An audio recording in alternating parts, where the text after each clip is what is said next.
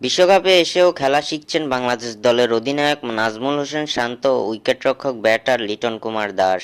Super 8 নিশ্চিত করার লক্ষ্যে নেদারল্যান্ডসের বিপক্ষে মুখোমুখি হয়েছে বাংলাদেশ।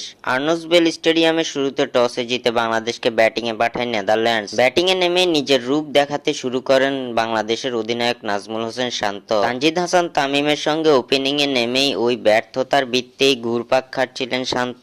নেদারল্যান্ডসের বিপক্ষে ওপেনিংয়ে শক্ত জুটি গড়ার বদলে উল্টো দলকে বিপদে ফেলে আউট হয়ে যান নাজমুল হোসেন শান্ত। শুধুমাত্র আউটই হননি, শান্ত এক আজব শট খেলে আউট হয়েছেন তিনি। টাইগারদের দলীয় 3 রানের সময় রিভার্স সুইপ খেলতে গিয়ে স্লিপে ক্যাচ তুলে দেন নাজমুল হোসেন শান্ত। 3 বলে 1 রান করে সাজঘরে ফিরেন শান্ত। গুরু যেখানে আউট হয়ে গেছেন 1 রানে, সেখানে শিষ্য কি করে স্ট্রাইকে থাকবেন। শান্তর পরে লিটনও ফিরেন ওই 1 রান করেই। দলীয় 23 রানের মাথায় স্কোয়ার লেগে ক্যাচ তুলে দেন লিটন দাস।